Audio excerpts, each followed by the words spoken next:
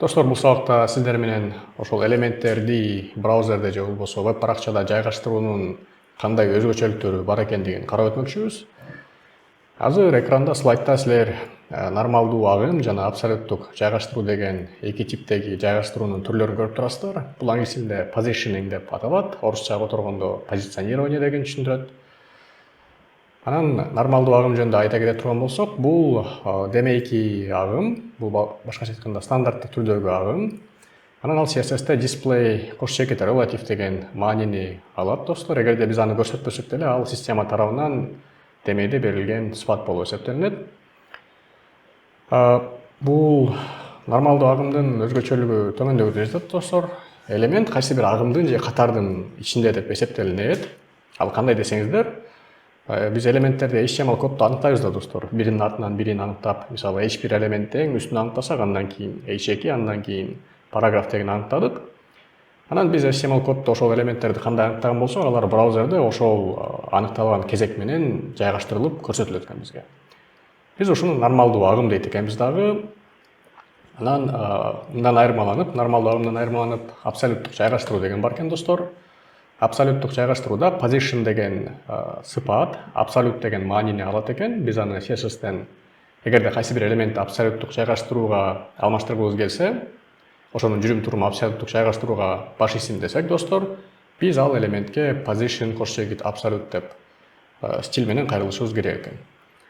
Мунун өзгөчөлүгү кандай, достор? Элемент бул нормалдуу абсолюттук жайгаштырууга баш баккан элементтер нормалдуу агымдан сыртка алынат экен. Анын өзгөчө бир абалга ээ болот экен. Башкача айтканда, биз айтып өткөн жанагы HTML'деги аныкталган кезектер бул жакта уже эске алынбайт экен. Андан кийинки өзгөчөлүк, достор, абсолюттук жайгаштыруудагы элементтер HTML коддогу кошуналарына эч кандай таасирин тийгизбей калат экен, достор. Жана кайсы бир деңгээлде мындай элестетип көрсөңүздөр, ал ошол нормалдуу агымдан алынып туруп, өйдөгө көтөрүлүп, өзгөчө бир абалга ээ болот экен. Анан биз абсолюттук жайгаштыруу деп атпайбызбы? Абсолюттук жайгаштыруу дегенде биз баягындай координата системасын колдонуп, x, y-тин маанисин берип, биз кайсы бир чекиттин ордун аныктайбыз го. Бул жакта дагы төмөндөгү, мисалы top, bottom, right, left деген сыпаттарды колдонуу менен биз элементтин баракчадагы позициясын ушундай координата системасында аныктагандай аныктасак болот экен. Анан ошол координата системасы кайсы бир салыштырмалуу контейнерге жараша болуп өтөт экен. Мисалы, ошол эле аталык элемент, аны салыштырмалуу контейнери деп түшүнсөңүздөр болот. Бул бир аз азырынча татаалыраак болушу мүмкүн түшүнгөнгө, бирок кийин практикада дагы карап түшүндүрүп кетем, достор, силерге. Кыскасы, биз абсолюттук элементтерге top, bottom, right, left менен кайсы бир координатаны берип, анын веб браузердеги ордун аныктасак болот экен. Жана ошол орду алардын ошол аталык контейнерине, же болбосо салыштырмалуу аталык контейнерине карата жайгаштырылат экен. Сиздер муну, достор, жашоодогу төмөндөгү нерсе менен салыштырсаңыздар болот. Эгерде биз аналогия келтирген турган болсок, элестетиңиздер, кайсы бир чоң шаарда машиналардын жүргөн жолдору бар турбу, машиналар жүрүп жатат дейлик. Анан ар бир машина жүрүп баратканда ал жолдо жүрүү эрежелерине баш ийет. Мисалы, кайсы бир тилкеде жүрөт, өйдө бараткандар, ылдый келаткандар дагы башка сол тилкеде жүрөт. Анан алар бурулганда поворотниктти күйгүзөт, же светофордун кызыл, жашыл күйгөнүнө жараша жолдун ар жагына өтөт же өтпөйт. Башкача айтканда, ар бир машина же авто айдоочу нормалдуу агымда жүрөт да, ошол жолдо жүрүү эрежелерине баш ийген. Ал эми абсолюттук агым нормалдуу агымдан салыштырып карай турган болсок, биздин аналогияда элестетиңиз, кайсы бир адамдын вертолету бар да. Ал вертолет асманга учуп чыгат дагы, анан ага баары бир каякта жол бар, каякта светофор бар, машина келет ал, келе атпайлы, анткени бул физикалык түрдө кайсы бир башка абалга ээ болот дагы, анан каалаган жерине барып жүрө берет. Кыскасы ушундай аналогия менен түшүндүрүп көрсөк болот, достор. Аз кийинкиде биз коддо, практика жүзүндө ошол абсолюттук жайгаштыруу жана нормалдуу агым деген эмне экенин карап өтөбүз. Анда эмесе, достор, келгиле жанагы айтылган нерсенин бардыгын иш жүзүндө кандай экенин карап өтөлүк. Келиңиздер, эгерде биздин демо баракчабызга көз чаптыра турган болсок, жана ылдыйга скролл кыла турган болсок, бул жакта like деген кнопканы көрүп турабыз. Like кнопкасы бул абсолюттук жайгаштырууга баш ийген кнопканын бири болуп эсептелинет. Эгерде байкасаңыздар, эгерде мен ушул браузердин экранын чоңойто турган болсом, бул жердеги элементтер ошол экран чоңойгондо кайсы бир деңгээлде таасирленип, өздөрүнүн позициясын же болбосо жайгаштыруусун өзгөртүп жатат. Ошол эле учурда биздин like кнопкабыз өз ордунда туруп жатат. Жана биз муну кайра артка алып келсек дагы эч кандай өзгөрүүсүз эле бардыгы өз ордунда калды. Жана бул like button ушул жердеги контенттеги элементтерге эч кандай таасирин тийгизбей эле, жана башка элементтерден дагы таасирленбей эле, жана кайсы бир деңгээлде биздин браузердин өлчөмүн же болбосо браузердин терезесинин өлчөмүн чоңойтуп кичиреткенде, бул дагы ага эч кандай маани андайча айтканда маани бербей эле. Келиңиздер достор, биз өзүбүздүн баракчабызга баралык дагы. Анан бул жака ушундай like button же болбосо кнопкасы көрүнгүдөй кылып код жазып өтөлүк. Ан үчүн келиңиздер HTML'ге барабыз дагы достор. Келгиле ушул body элементинин эң аягында жазып өтөлүк. Button деп кнопканы жазыш үчүн достор, биз button деген элементти колдонобуз. Анан биз бул жака келиңиздер like деп жазып өтөлүк. Анан мен силерге азыр бир лайфхак көрсөтөм. Достор, эгер силер Windows кнопкасы менен точканы кармап баса турган болсоңуздар, бир убакта ушундай эмоджилер чыгат. Бул ошол Windows операциондук системасы тарабынан мындайча айтканда бизге тартууланган функциялардын бири болуп эсептелинет. Бул VS Code'дун функциясы эмес. Эгерде Windows'ту жана кнопканы баса турган болсоңуздар, кнопканы эмес, чекитти. Ушундай панель пайда болот, анан ал жактан жүрөктү таап алсаңыздар болот, достор. Ушул жерден издеп жүрөктү таап туруп, бияка баса турган болсоңуздар, азыр биздин кнопкабыз төмөндөгүдөй болуп көрсөтүлөт. Көрдүңүздөрбү, биз ылдыйда кайсы бир кнопканы көрүп турабыз, ал бир аз мындайча айтканда башкачараак болуп көрүнүп турат. Келиңиздер, биз бияка барып, ушул кнопкага кайрылып, ага бир аз стилдерди берип, жакшынакай кайрылып стилдеп алалык. Ал үчүн элемент селекторун жазам, достор. Button деп туруп, тармалгачтарды ачабыз дагы. Келиңиздер, бул жака font size деп туруп, ага 22 пиксель деген маанини берелик. Сактай турган болсок, бир аз чоңое түштү, достор. Андан кийин, достор, келиңиздер, бул жака дагы жана padding сыпатын жазып өтөлүк, достор. Ага келиңиздер 20 пиксель деп берип, бир аз элементтин ичиндеги боштукчаларга алып келелик. Достор, эми кийинки кадам катары келиңиздер, биз азырынча бул элемент мындайча айтканда агымдагы элемент да. Анткени биз билебиз, муну баракчанын эң аягында HTML'да аныктадык, ошон үчүн бул эң аягында азыр көрсөтүлүп жатат. Келиңиздер, муну эми мындайча айтканда абсолюттук позицияга баш ийген элемент катары стилдеп өтөлүк. Ал үчүн биз билебиз, position деп туруп, бул жака absolute деп жазышыбыз керек, достор. Андан кийин биз top, bottom же болбосо right, left сыпаттарын колдонуу аркылуу кайсы бир координатаны берсек болот. Келиңиздер, top деп туруп 0 дейлик. Bottom деп туруп, бияка дагы топ эмес, келиңиздер, top left дейлик, достор. Башкача айтканда, өйдө жактан кайсы бир пикселге жылдыруу жана сол жактан кайсы бир пикселге жылдыруу деп бул жактан координаталарды берип жатабыз. Эгерде мен эки маанини тең 0-га барабарлап туруп, азыр сактай турган болсом, байкап туруңуздар, like кнопкасы азыр эң ылдыйда турат. Эгерде мен муну сактай турган болсом, ылдыйдан жоголуп калат дагы, ал ушул үстүгө келип такалып калат. Башкача айтканда, бул ошо биздин кнопкабыз нормалдуу агымдан чыкты дагы, биз ага кайсы бир координатаны бердик, position'да абсолютка отуруп туруп. Ана биз ошону берсек, достор, ал өзүнүн координатасын өзгөртөт экен. Мындан сырткары, достор, биз 0,0 деп бербедикпи? Азыр бул жака келиңиздер, мен bottom right дей турган болсом, top right деп туруп, аны да 0-га барабарлай турган болсом, азыр биз солдон жана өйдөдөн болгон жылуунун координатасын көрсөттүк. Азыр болсо өйдөдөн жана оңдон дегенди көрсөткөндөн кийин, өйдөгө салыштырмалуу 0 пиксель, оңго салыштырмалуу 0 пиксель деп ушундай ары бери жылдырып ойносок болот экен муну менен, достор.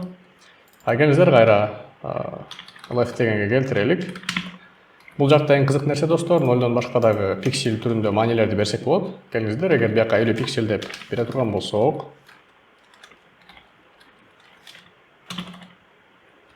биздин элементибиз өйдөдөн карата 50 пикселге ылдыйга жылды, солдон карата 50 пикселге оңду көздөй жылды да. Анан эгерде биз демо баракчага окшоштуралык десек, биз муну достор төмөндөгү нерсе менен ылдыйга түшүрсөк болот. Топ эмес достор. Кенде муну калтырып коелук документация катары. Азыр биз жанагы демо баракчадагыдай абалга келтиребиз кодубузду. Баракчабызды ал үчүн келиңиздер ылдыйдан 50 пиксель дейлик, bottom деп.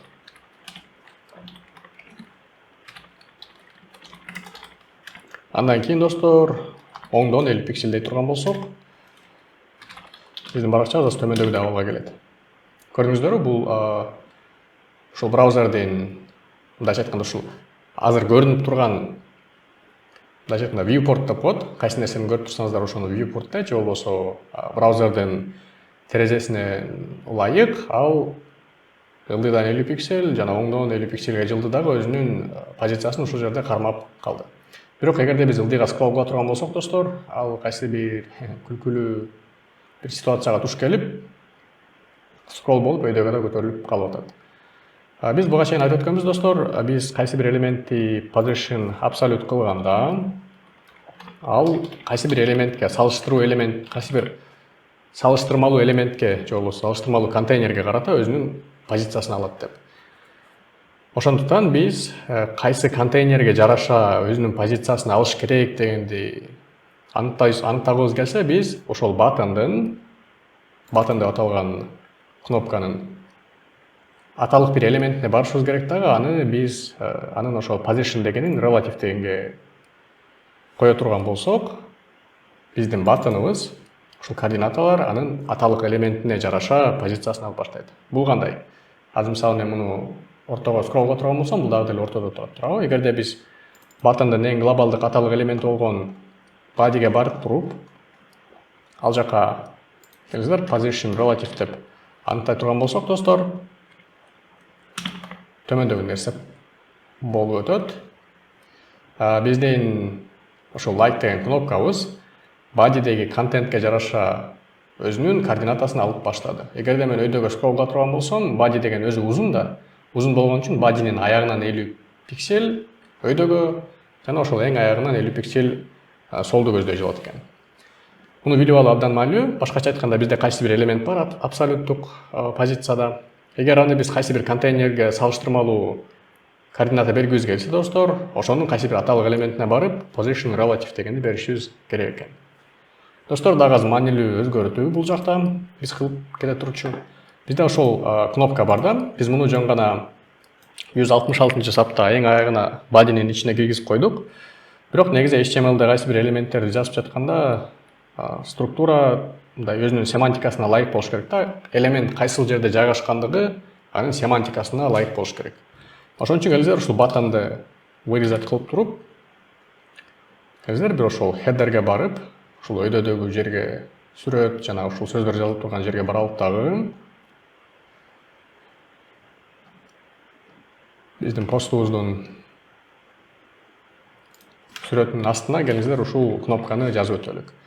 Азырынча силер ойлошуңар мүмкүн, биздин like кнопкабыз эң ылдыйда жайгашса, биз эмне үчүн муну header'ге алып келип атабыз деп. Ооба достор, визуалдык түрдө элемент кайсы бир башка жерде жайгашышы мүмкүн, бирок коддун деңгээлинде биз элементтерди алардын баягындай маанисине жараша болгон блокторго киргизишибиз керек. Ошондуктан мисалы кайсы бир лайкты баса турган кнопка биздин учурда мисалы ошол постубуздун жанагындай сүрөтү турган эң башында турса, маани жагынан менин оюмча мындай жакшыраак ыңгайлашып келет. Ошондуктан биз button'ды header'дин ичине киргизип койдук. Эгерде сактай турган болсок достор, эч нерсе өзгөргөн жок. Анткени билебиз, бул button агымдан чыгып өзгөчө абалга ээ болот дагы, биз ага CSS'де координата бергендиктен ал ушундай болуп туруп калды. Эгерде мен муну чоңойтуп турган болсом достор, азыр көрдүңүздөрбү, биздин финалдык баракчадагыдай эле ушул жердеги нерселер ары бери кыймылдап жатат. Булар агымдын ичиндеги элементтер. А бул биздин элемент болсо агымдан сырткары чыгып, бул элементтерге эч кандай таасирин тийгизбейт жана бул элементтерден дагы эч кандай таасирленбейт экен.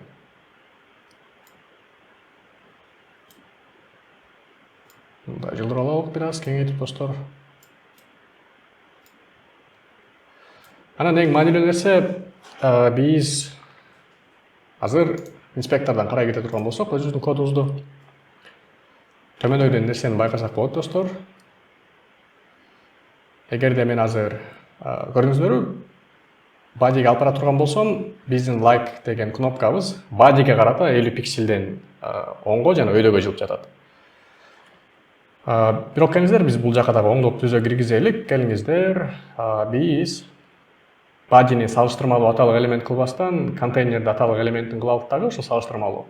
Анан келиңиздер, ушул контейнерге карата биздин like кнопкабызга позиция берелик. Аны үчүн CSS'ке барам дагы достор.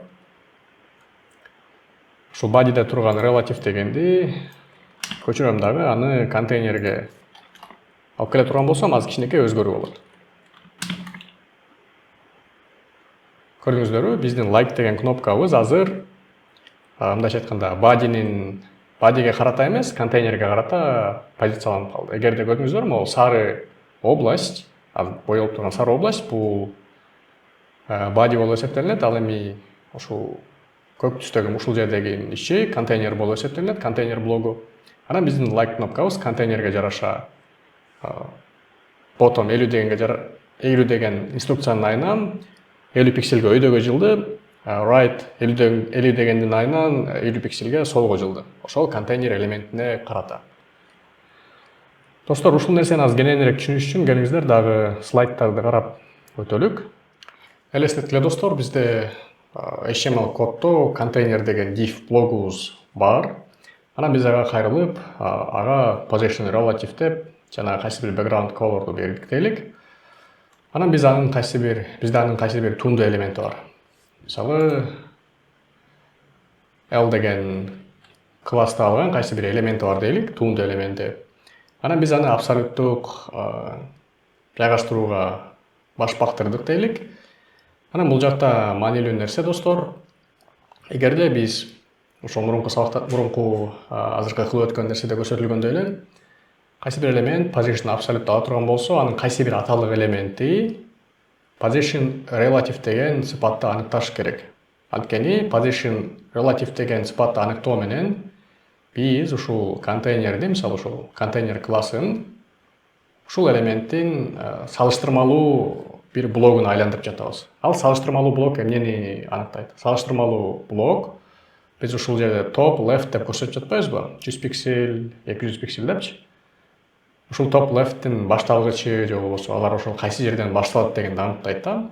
Эгерде бизде ушундай аталык элемент бар, анан анын туунду элементи бар. Туунду элементте биз position absolute деп кайсы бир координаталарды берген болсок, ошол координаталар анын кайсы аталык элементинде, кайсы жакынкы аталык элементинде position relative деген сыпат берилген болсо, ошого карата мындайча айтканда координата жүргүзүлөт экен, жайгаштыруу. Мисалы, биздин учурубузда элементтин аталык элементинде, ошо контейнердин аталык элементинде position relative деп көрсөтүлгөндүктөн биз берген 100 пиксель, top 100 пиксель жана left 200 пиксель деген ушул контейнер элементине карата мындайча айтканда жайгаштырылат экен. Бул нерсени билүү абдан маанилүү достор, бир аз кыйын болушу мүмкүн түшүнгөн, бирок ошол көңүлүңүздөрдү жакшы буруп, түшүнбөй жатсаңыздар кайра кайталап көрүп, түшүнгөнүңүздөр абдан туура болот. Дагы бир жолу кыскартып айта кетейин. Кайсы бир абсолюттук элемент өзүнүн аталык элементинен мындайча айтканда салыштырмалуу элементти издейт экен. Ошол салыштырмалуу элементке ал өзүнүн мындайча айтканда салыштырмалуу элемент анын координаталарынын башаты болуп эсептелинет экен достор. Аны ушул мисалда көрүп турасыздар. Абсолюттук жайгаштырууну бир аз жакшыраак түшүнүп алгандан кийин достор, келиңиздер дагы бир жолу кайсы бир экспериментти кылып өтөлүк. Азыр биздин like деген кнопкабыз достор биздин ушул контейнер элементибизге карата позицияны алып жатат. Мисалы, оң тараптан 50 пикселге жана астки тараптан 50 пикселге жылып. Эгерде биз HTML кодубузга бара турган болсок, достор, биздин батонубуз ошол header деген элементтин ичинде жайгашкан, башкача айтканда post header деп аталган класстын ичинде. Анан биз ушул like батонун кнопкасын ушул жердеги контейнерге же болбосо ошол headerге карата жайгаштырсак болот экен. Биз айтып өттүк. Ал үчүн биз кайсы бир элементти же болбосо аталык элементти координациянын абсолюттук элементтин координациясынын башаты кылыбыз келсе, ага position relative дегенди көрсөтүшүбүз керек деп. Анан абсолюттук элемент, анын кайсы эң жакынкы аталык элементи ошол position relative алган болсо, ошого карата өзүнүн координатасын кылат экен. Эгерде мен position relative дегенди азыр копия кылып туруп, копировать этип туруп, post headerге барып туруп, достор, position relative'ти коюп, сактай турган болсом, көрдүңүздөрбү? Эгерде азыр биздин main header артиклдин ичинде post header бар, достор. Post headerди таңдай турган болсом, ошол көк область менен бөлүнүп турган биздин post header деген элементибиз экен. Жана биздин кнопкабыз азыр ошол post header элементинин оң жагынан 50 пикселге солду карай жылды, жана ошол контейнердин астынан үстүнү көздөй 50 пикселге биз коддо көрсөтүлгөндөй жылып отурат. Бул жөн гана эксперимент болчу, достор. Келиңиздер азыр CSS-ке барып, ушул нерсени комментарийге алып коелук. Жана контейнерге тиешелүү болгон position relative да өчүрүп койсок болот. Биздин максат, достор, биз ушул кнопкабызды body'ге карата координациялайбыз. Ошондуктан ал ушул жерде үстүдө көрсөтүлүп турат. Эгерде корутундулай кете турган болсок, достор, элементтердин жайгашуусунун бир нече типтери бар экен. Алар ошол биринчи агымдагы жана абсолюттук жайгаштыруу. Абсолюттук жайгаштырууду айтып өттүк. Кайсы бир элемент абсолюттук жайгаштырууну алат экен, жана анын кайсы бир аталык элементи position relative'ти көрсөтүш керек экен. Анткени биз анын координатасын башатын аңтабыз келет. Анан, достор, бул жакта биле кете турчу маанилүү нерсе, биз ушул абсолюттук позиционированияны же болбосо абсолюттук жайгаштырууну ушундай кичинекей кнопкага окшогон элементтерди стилдөө үчүн, алардын жайгаштыруусун аңдоо үчүн гана колдонот экенбиз. Мисалы, мындай чоңураак, маанилүүрөөк нерселер, мисалы ушул менюлардын жайгашуусун, ушул хедердин жайгашуусун биз ушул мындайча айтканда жайгаштырууга тиешелүү болгон дагы башка механизмдерди колдонуу менен жасап өтөт экенбиз. Аны буюрса кийинки сабактарда карап өтөбүз. Кыскасы, абсолюттук позиционированияны көпчүлүк учурда колдонбошубуз керек экен. Эгерде ушундай кичинекей ушул кнопкага окшогон нерселер болсо гана колдонсок болот экен, достор.